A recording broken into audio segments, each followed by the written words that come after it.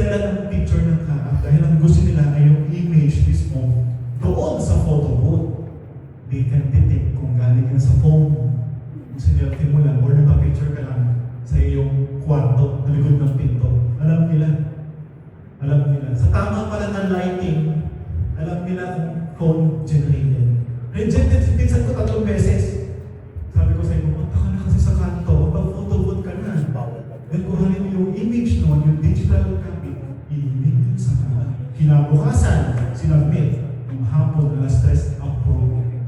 Kukuha na siya ng exam. Next week. Next week.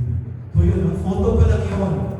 Photo pa lang yung kailangan doon, naka-collar ka, walang print yung t-shirt, walang print yung t-shirt, naka-collar, bawal lang may mga hikaw, bawal ang kwintas, yung mga ganun. Yung mga selfie na pictures, bawal din. Mag-print lang sa bond paper, kung may naman doon, 3 sa pentel pen, malalaki. Huwag lang sa maliit at huwag nyo rin pipicturean. Scan. Scan. Kasi yung pinama nyo ngayon, i-adapt yun sa mismong lisensya. Sa card, lalabas yun. Okay, ang technique doon, isang bond paper, pentel pen, wag ball pen na kasi malitis yun. Pentel pen, pirma ng 3 malalaki. Sa bond paper ng pentel pen black, scan, yun ang submit. And certificate, saan po makukuha yun? Dito. Mamaya, pagkatapos natin. Next, ito pa rin ang good news. Email na lang. Kanina, aircraft registration, kaya naman, licensing na. And then NOAA, i-email na lang sa inyo yung NOAA, parang board exam din, yung notice of admission. And then punta sa kaap. Ngayon may bago sila, kahapon lang. So kahapon lang, nakita ko sa pintuan ng examination board. Sabi ko, please, malaking QR doon. Nung nilapitan, may online scheduling na sila. Online scheduling na ngayon, kung ano yung pipili. Nung panahon ko, patawag mo na ako sa kaap.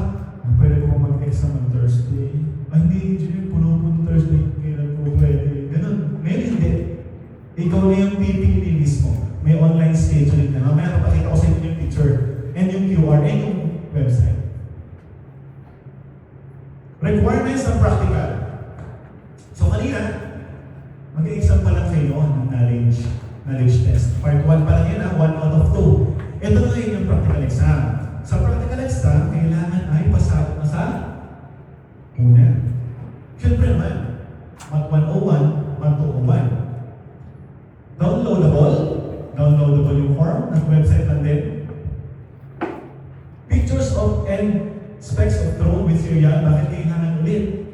Minsan, yung tala nyo sa iba dun sa register nyo. Parang si Engineer Junior Padilla of Region 4, Batangas. Iba yung dinala sa actual. Bakit iba yung dinala mo sa actual? Yung register mo sa amin, sinabit mo ng picture and specs of your drone, iba dito. Pinabalik. Kuhanin mo engineer yung buti talaga na sa sakyan. So yun, okay? And email ulit, di ba? Ang saya na. Ang saya na yung email na naman. Yung scan lang,